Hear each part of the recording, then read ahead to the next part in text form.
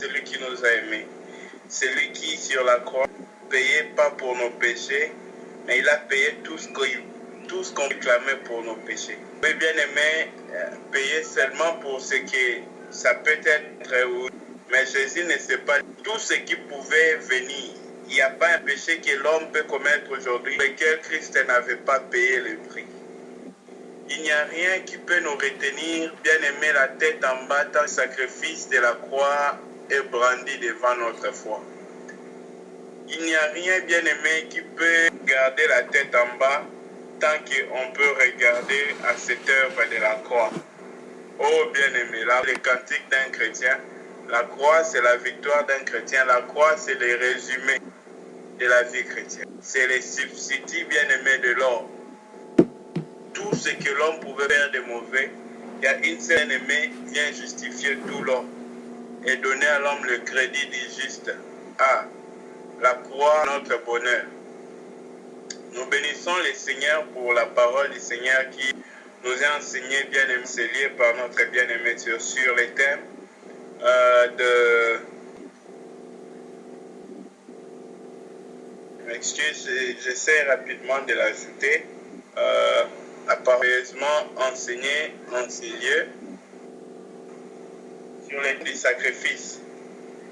Nous voulons persévérer dans ce même thème afin, bien aimé, de voir, écouter, le Seigneur veut que nous puissions entendre par rapport à ces choses. Mais bien dans le Seigneur, toute religion, depuis le temps d'Abraham, dans les apôtres et jusqu'à présent, la religion bien aimée qu'Abraham, car nous savons que chrétiens, la religion qu'avaient ces gens bien aimés et jusqu'à aujourd'hui, toute religion est basée sur le sacrifice. Le sacrifice bien aimé, c'est ce qui essaye de l'homme à venir donner à Dieu et qui essaye d'accorder à l'homme et bien aimé comment satisfaire les cœurs de Dieu. Voilà pourquoi il est très capital en tant que chrétien de savoir c'est quoi les sacrifices, pas selon nous, mais c'est quoi ce que Dieu a, c'est quoi ce que Dieu attend comme sacrifice, c'est quoi ce que Dieu veut comme sacrifice. Voilà pourquoi, bien aimé, nous sommes en train de partager par rapport au sacrifice. Aujourd'hui, nous voulons voir les 3 sacrifices qui sont agréables à Dieu. Nous voulons parler aux 3 sacrifices qui plaisent à Dieu.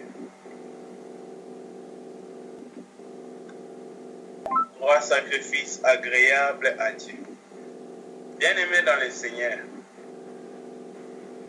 il est très capital pour nous de ne pas faire quelque chose attendant à Dieu, recevoir l'idée de ce qui plaît à Dieu, ensuite de faire ce qui plaît à Dieu.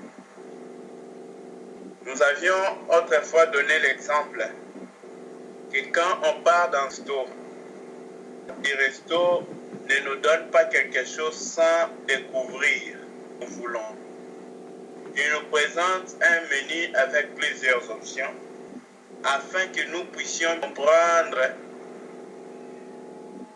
et puis nous en choisissant et prendre ce que eux, bien-aimés, peuvent faire pour nous plaire, peuvent donner pour nous plaire, peuvent pour que nous soyons satisfaits de leur service.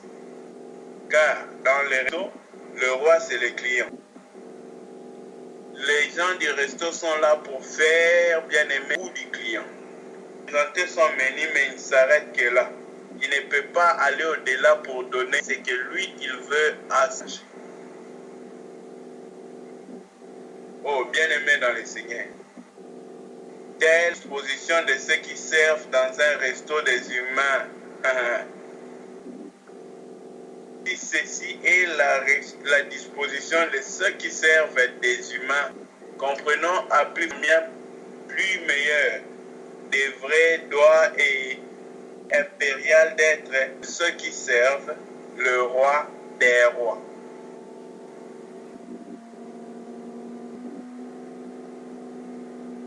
Voilà pourquoi, bien-aimé dans le Seigneur, absolument à tout comprendre la pensée de Dieu dans les services.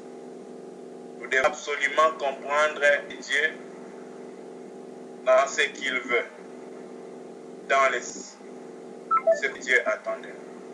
Quel est le sacrifice que Dieu veut, lesquels agréés à nous? Quel est le sacrifice? Aujourd'hui, bien analyser sur cela afin de comprendre c'est quoi le sacrifice qui plaise à Dieu, ce qui est agréable à Dieu, c'est quoi le sacrifice que nous devions apporter à Dieu pour qu'il.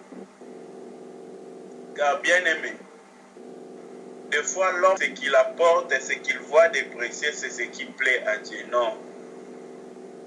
Bien aimé, les sacrifices, ce n'est pas ce qui brille, ce n'est pas ce qui est grand.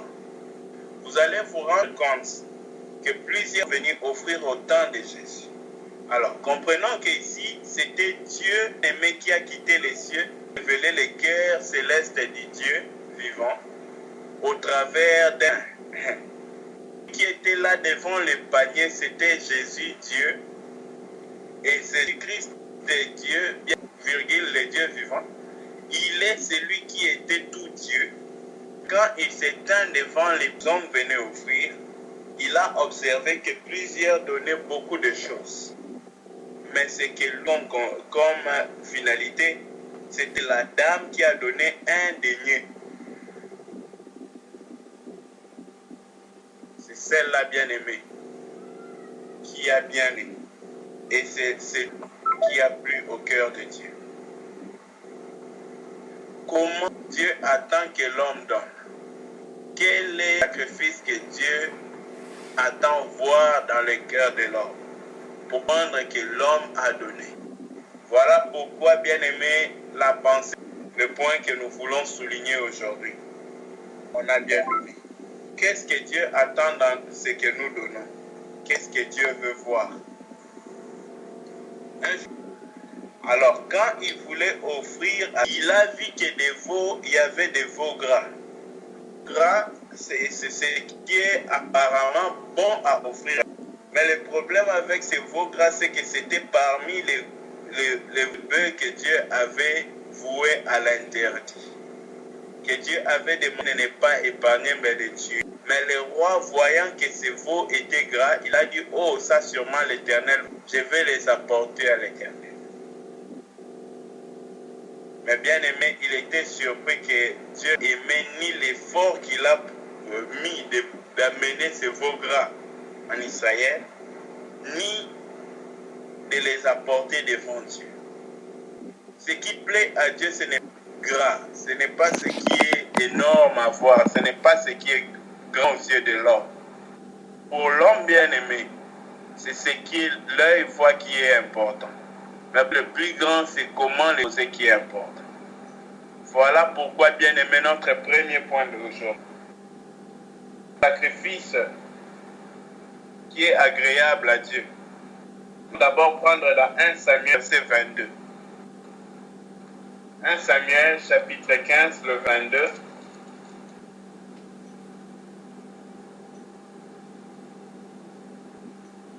L'homme a Dieu beaucoup de sacrifices. Mais voici les sacrifices qui plaisent, les sacrifices que Dieu agrée, qu'il accepte.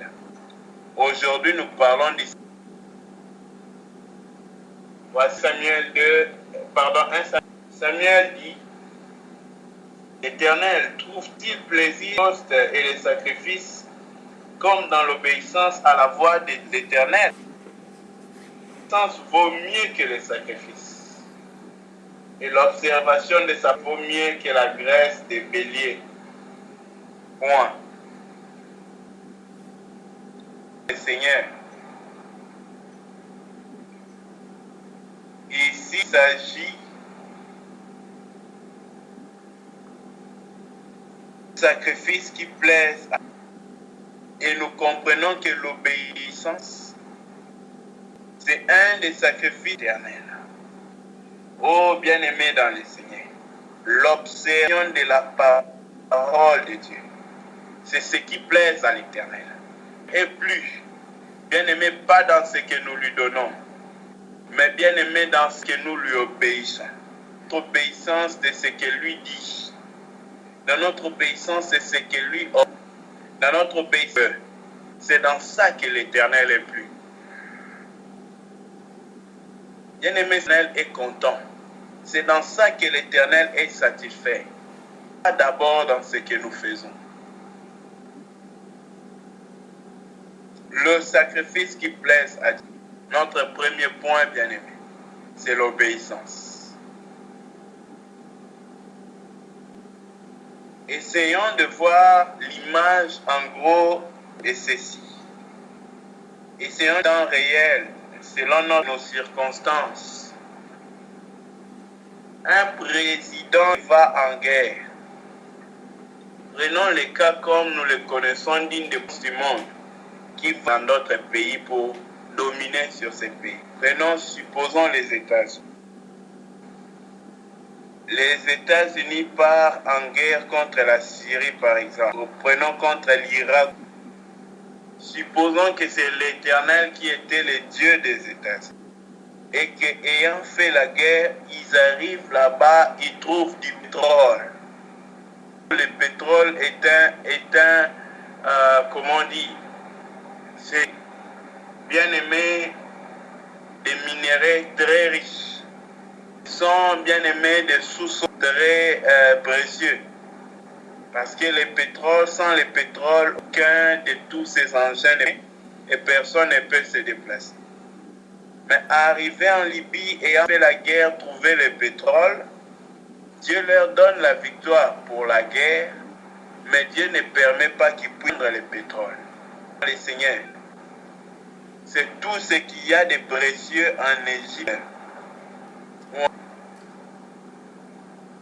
Mais Dieu dit, détruisez tout ce que vous.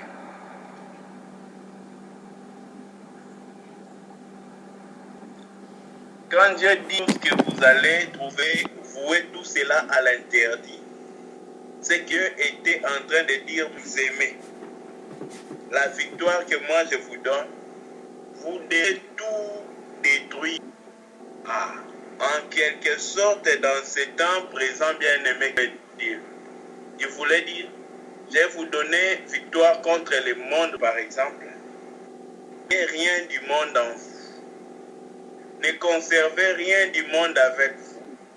N'aimez rien. Par contre, détruisez-les. C'est là maintenant le point.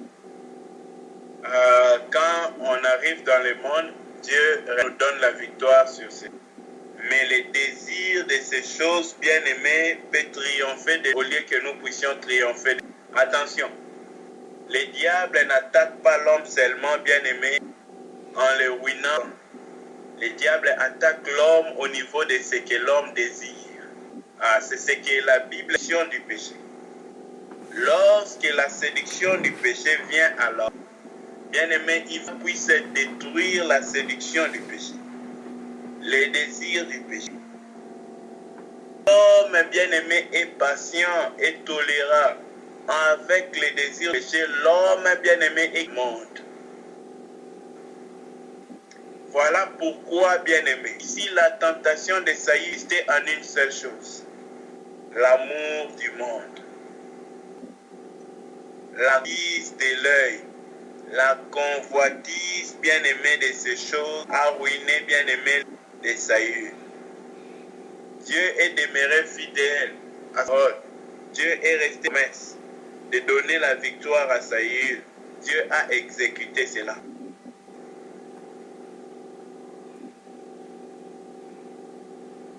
Le problème, c'est que Dieu, pour s'assurer que nous l'aimons, il a laissé que l'homme soit avec cette en nous qui est le désir du péché.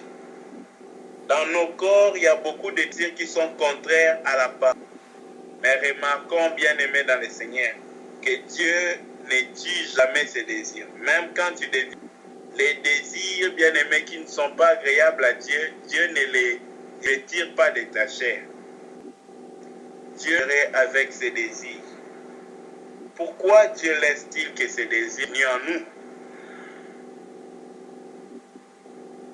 Ne serait-il pas si Dieu a donné sa vie à Christ, Dieu enlève tous les mauvais désirs pour que l'homme, bien aimé, si Dieu faisait ainsi, l'homme n'allait plus désirer, l'homme n'allait plus vouloir, l'homme serait en train de plaire à Dieu. Mais bien aimé, vous savez, Dieu ne fait pas ainsi. Dieu, dans toute sa grande sagesse, il ne procède pas comme toi et moi, nous essayons de comprendre.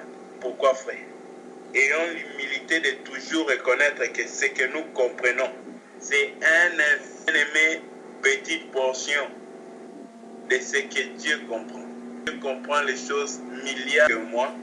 Voilà pourquoi nous devons faire confiance à Dieu dans ses procédures, dans ses méthodes et dans ce que nous faisons.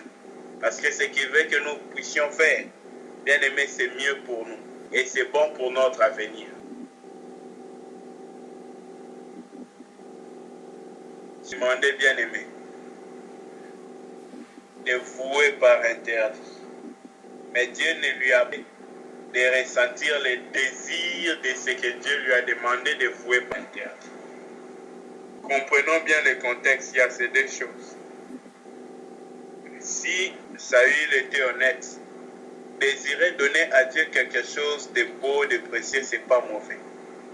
Désir de donner à Dieu le veau gras n'est pas une mauvaise chose. Mais bien aimé, choisir de donner à le veau gras en désordre n'est pas une bonne chose. Le problème avec Saül, ce n'est pas qu'il voulait donner à Dieu.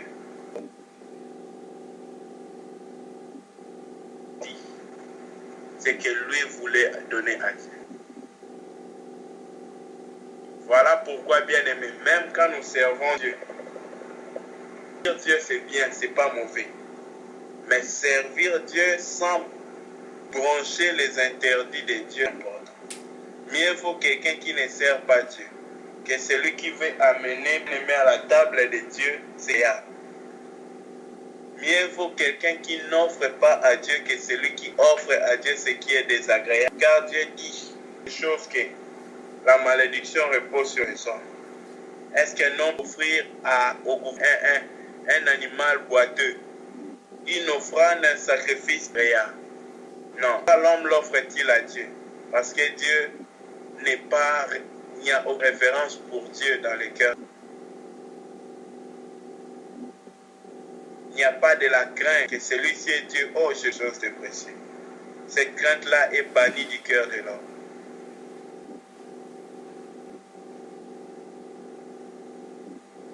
Bien-aimé dans le Seigneur, le sacrifice que Dieu attend de nous, ce n'est pas ce que lui apportons. Dieu n'est pas pauvre. Dieu est suffisamment riche pour demeurer Dieu qu'une offrande en argent que personne ne peut lui apporter, sans aucune offrande en matériel que personne ne peut lui apporter.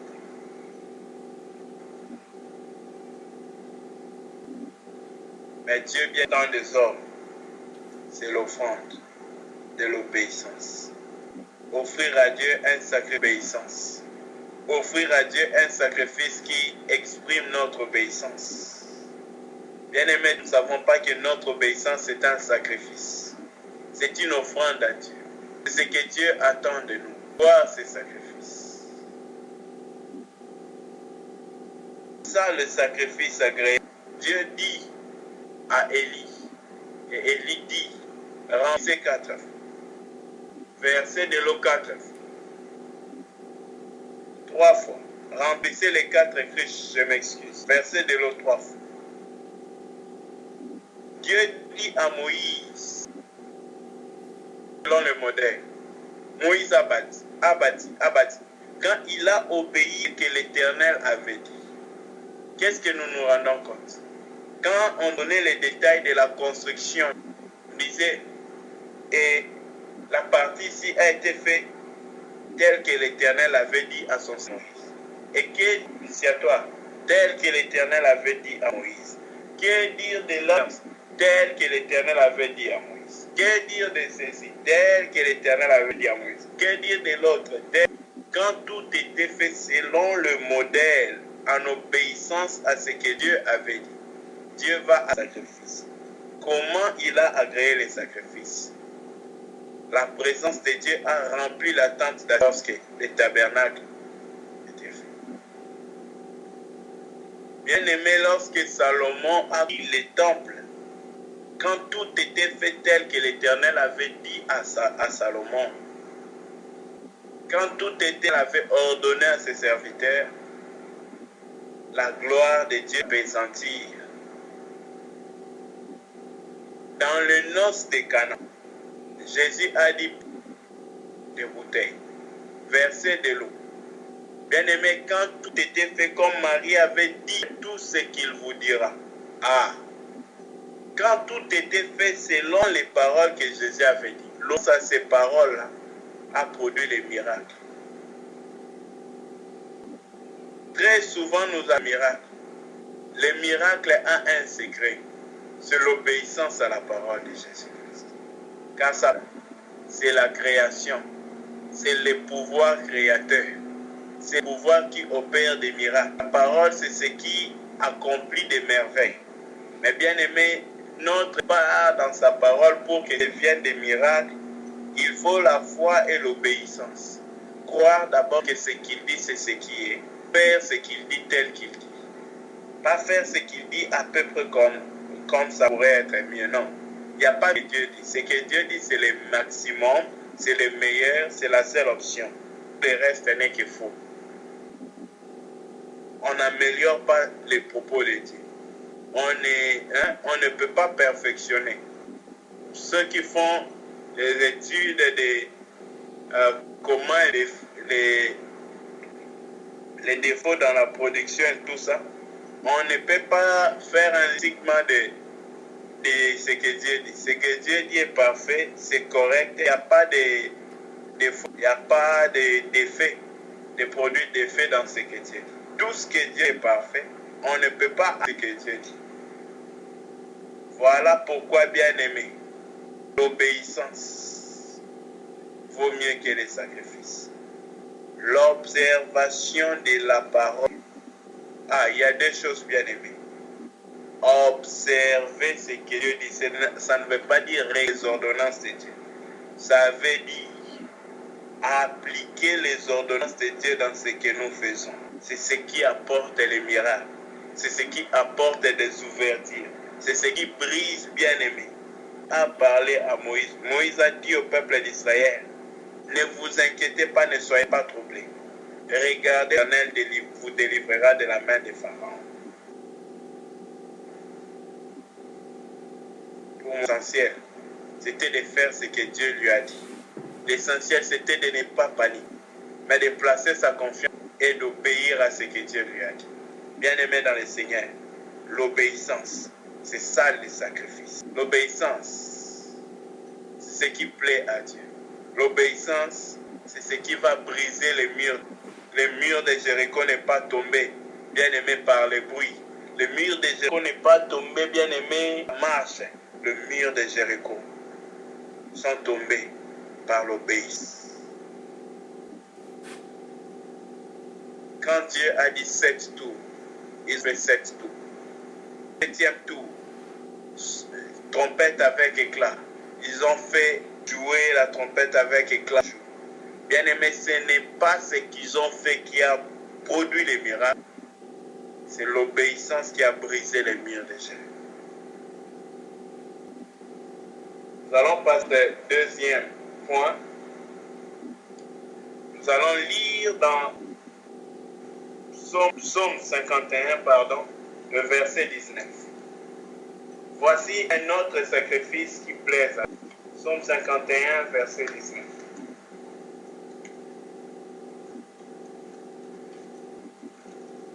Ici, on nous parle du cœur brisé comme le sacrifice. Psaume 51, verset 19. Les sacrifices qui sont agréables à Dieu, brisés. Oh Dieu, tu ne dédaignes pas un cœur contrit et brisé. Nous cherchons à offrir à Dieu quelque chose qui lui plaise. Nous cherchons à donner à Dieu un sacrifice. Mais le sacrifice bien-aimé qui touche le cœur de Dieu, le sacrifice qui lui plaise, le sacrifice qui satisfait à Dieu, ce n'est pas autre chose. C'est un cœur brisé. Bien-aimé dans le Seigneur, souvent, les hommes ont essayé d'offrir à Dieu quelque chose, mais par orgueil. Très souvent, les hommes essaient de venir à Dieu pour dire à Dieu, voici moi je te... David déclare ceci. Qu'avons-nous que nous n'ayons reçu de Dieu? Seigneur, c'est avec action de grâce que je t'offrirai mes louanges. C'est avec action de grâce que je mes offrandes. Pourquoi David avait cette attention sur l'action de grâce? Nous ne pouvons pas donner à Dieu. Nous pouvons redonner à Dieu ce qu'il nous a portion. Donner une vie qui dure plus de 24 heures le jour, mais jamais 24 heures le jour. Nous lui donnons une portion de tout ce qu'il donnait. En toute chose, 100% de ton argent à Dieu. C'est une portion, ce n'est pas tout ce que Dieu. Le sacrifice qui soit agréable à Dieu, c'est un cœur. Bien aimé, c'est comment tu donnes.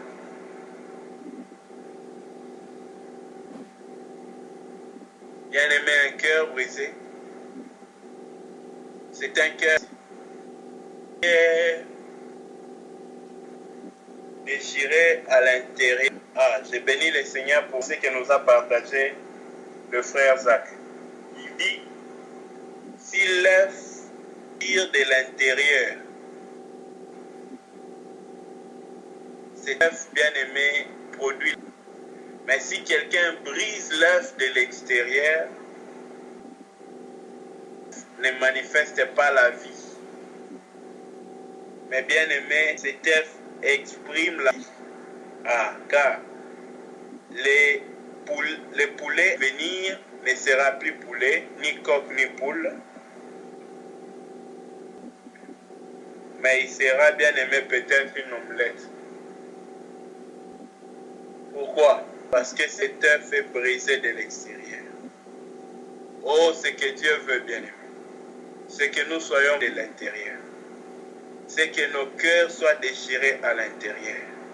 Bien-aimé, Dieu attend infiniment le déchirement de nos cœurs à l'intérieur. Très souvent, nous essayons de déchirer nos cœurs de l'extérieur. Et quand nos cœurs sont déchirés de l'extérieur devant les hommes, nous pleurons émotionnellement. Nous nous agenouillons en public. Nous levons nos mains vers le ciel. Restons bien aimés, c'est comme si nous avions vraiment du regret.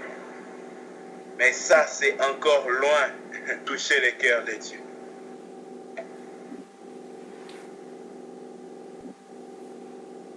Encore loin d'amorcer l'action de Dieu. Bien-aimé, Dieu n'attend pas voir ses apparences. L'apparence serait pour un profane Dieu, un Dieu comme ceux de Baal. Voilà pourquoi, sachant qu'il est profane, ces gens essaient de faire des institutions, des efforts, des choses par-ci par-là. Mais Dieu veut bien aimer. C'est comme un homme de Dieu a dit.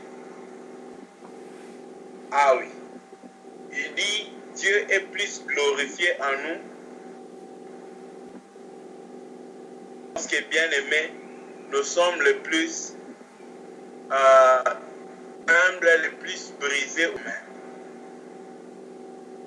Dieu n'est pas glorifié par ce que nous faisons. Mais Dieu est glorifié, nous sommes devant lui. Il nous faut être brisés à lui. Lorsque nous aurons un intérieur brisé, durant la vie.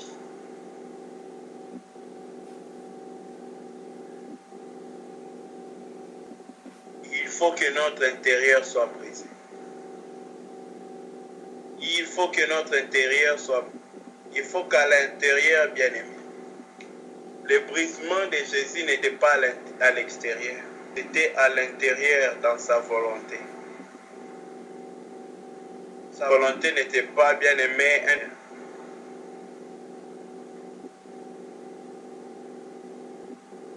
bien-aimé dans les... C'est à l'intérieur le brisement. C'est à l'intérieur. Dieu veut que notre cœur soit déchiré.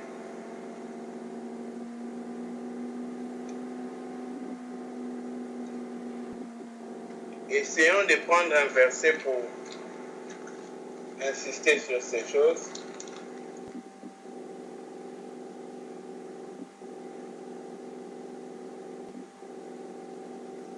Le livre de Jonas.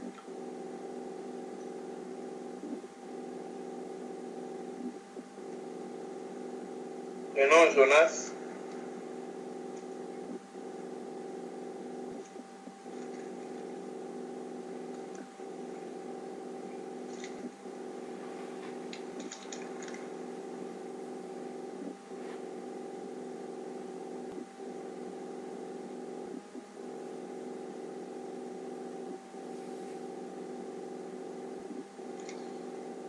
Voir ici comment le peuple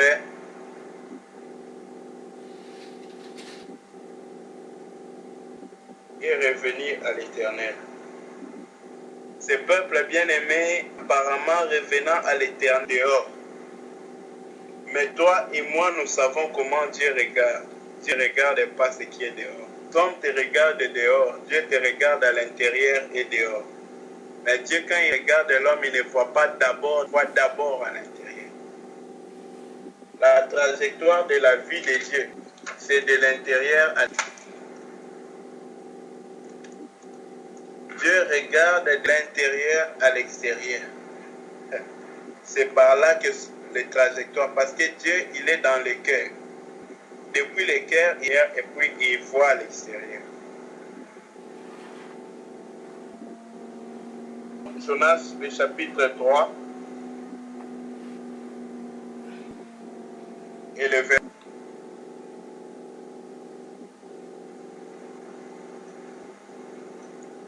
Dieu qu'ils agissaient ainsi leur mauvaise foi.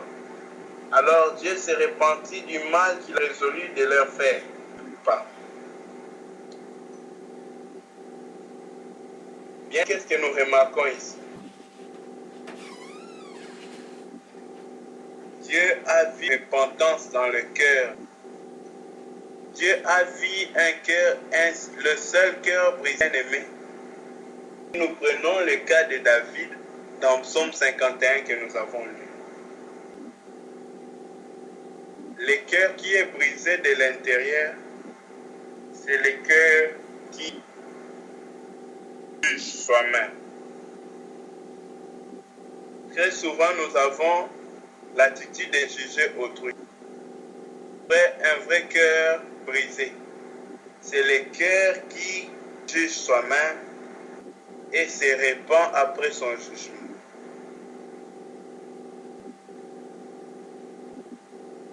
Un exemple d'un cœur brisé, c'était le cœur d'Ésaïe. Lorsque Ésaïe a vu Dieu dans sa splendeur, assis, Ésaïe avait du coup le cœur brisé. Le cœur brisé pas par la gloire de Dieu, mais brisé quand il a vu, il était béni. Mais ayant fini de voir la gloire de Dieu, quand il a regardé dans lui, il était brisé. Parce que la gloire de Dieu est l'homme. Ésaïe va voir toute la souillure qu'il y avait en lui. Il va voir cela, bien-aimé. Ésaïe va se repentir. C'est un cœur brisé. C'est dans ces circonstances que Ésaïe avait un cœur brisé.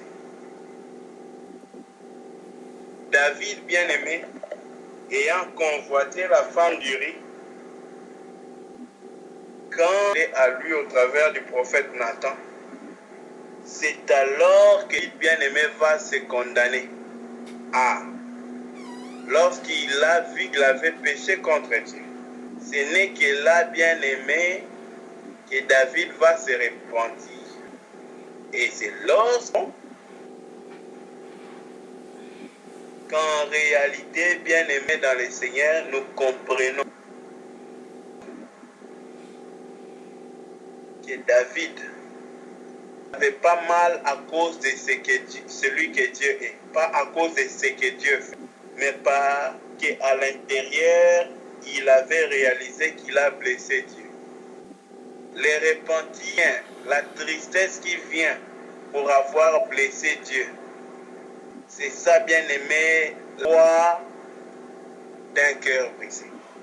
C'est ça le parcours d'un cœur brisé.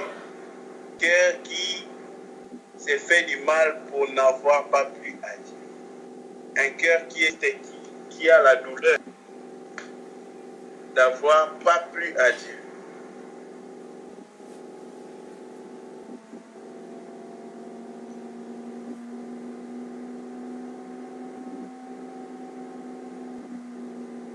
Revenons dans Psaume, voyons comment David présente ces choses.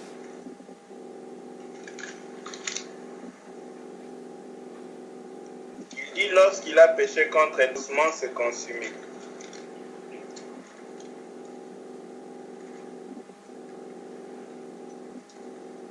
Mais est-ce que quand nous marchons avec le Seigneur,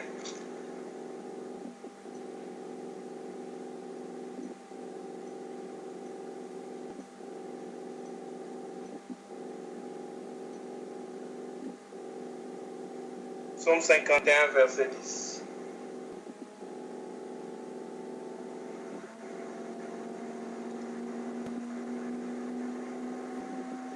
Il dit, annonce-moi l'allégresse et les eaux que tu as brisées se réjouiront.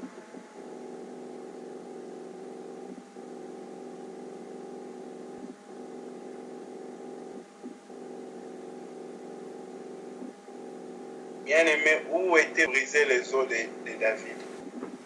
D'où venait ce brisement?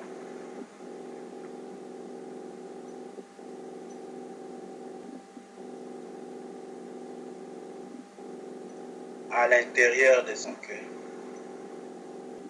Le cœur brisé, bien-aimé, c'est un cœur qui se condamne déjà devant Dieu et qui espère que la miséricorde de Dieu va le trouver.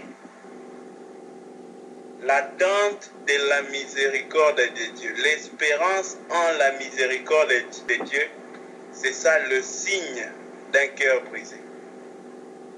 Un cœur brisé n'a pas d'espoir autre que la compassion, la pitié de Dieu sur lui.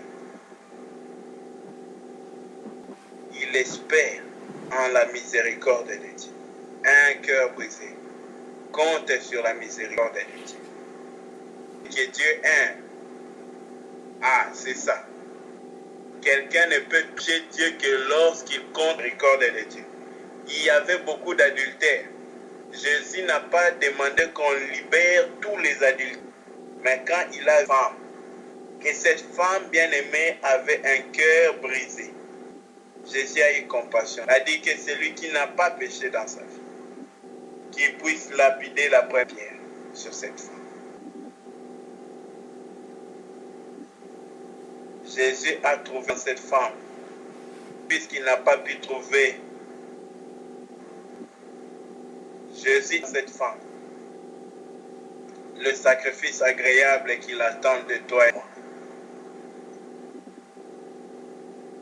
Un cœur brisé, un cœur qui ne compte que sur la miséricorde de Dieu, un cœur qui n'a rien d'autre. Car Dieu aime la miséricorde. Dieu est miséricordieux. Et c'est un plaisir pour Dieu quand on toque à la porte de sa miséricorde. On supplie. C'est pourquoi la plupart des miracles que Jésus faisait, des vies que Jésus a fait, c'est lorsque les hommes ont dit de moi. Jésus prend plaisir lorsqu'un homme vient auprès de lui lorsqu'un homme vient auprès de lui pour réclamer. Voilà pourquoi ceux qui font des prières pour dire si Dieu donne-moi cela, j'ai fait ceci, Dieu parce que j'ai donné de tout. Je suis de la miséricorde de Dieu. Ils ne supplient pas la compassion. Ils n'ont pas de pain. Mais bien aimé, les pécheurs qui viennent avec un cœur repenti, un cœur, celui-là obtient beaucoup plus. Et c'est juste. Souvenons-nous de ce que nous partageons très souvent. Le publicain, il a plu à Dieu et il est rentré chez lui justifié parce qu'il avait un cœur brisé. Bien-aimé, voici les sacrifices qui plaisent à Dieu. Si tous les temps que nous avons de Dieu sera avec un cœur brisé, nous allons gagner Dieu, nous approcher.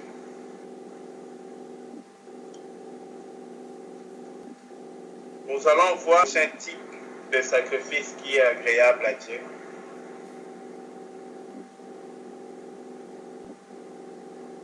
Le verset 6. Disons, au chapitre 6, le verset 6.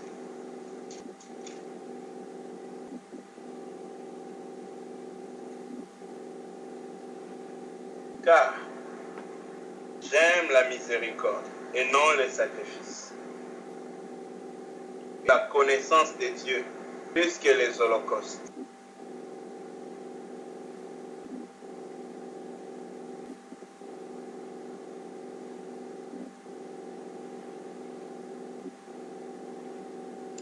Dieu aime la miséricorde plus que les sacrifices. Bien-aimés dans le Seigneur, appliquer la misère envers autrui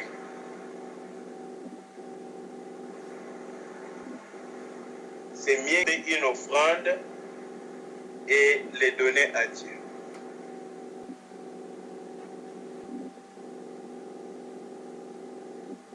On applique la miséricorde sur un misérable, c'est-à-dire nous connaissons bien la pensée de Dieu sur le misérable. Le misérable, nous en avons parlé. Le misérable, c'est le pécheur, c'est celui qui a péché comme Dieu. Et dans l'Apocalypse. Non, bien-aimé, le cœur de Dieu envers un pécheur n'a que la miséricorde, sinon le jugement. Mais bien-aimé, ce que le cœur de Dieu veut donner à tout homme, pécheur, c'est la miséricorde, c'est le pardon, c'est la justification. Et ce que Dieu attend que toi et moi nous puissions donner à tous nos semblables, c'est la miséricorde. Les pharisiens ont rencontré une femme. Les pharisiens pensaient à Dieu en lapidant, en voulant lapider cette femme. Pour eux, ils obéirent à ce qui est écrit dans la loi de Moïse. Mais ce qui plaît à Dieu bien-aimé, ce n'est pas seulement accomplir ce qui est écrit selon la loi, avec la lettre de l'Église, mais c'est le cœur de la loi. C'est le cœur de la loi, c'est que Dieu veut que tout homme parvienne au salut et que personne ne soit privé de sa grâce. À cause du cœur de la loi n'a pas été écrite par un cœur méchant décidé de ruiner les hommes. La loi a été écrite par un conduire les hommes dans la bonne voie. Les pharisiens ont l'esprit de la loi, pris la lettre de la loi.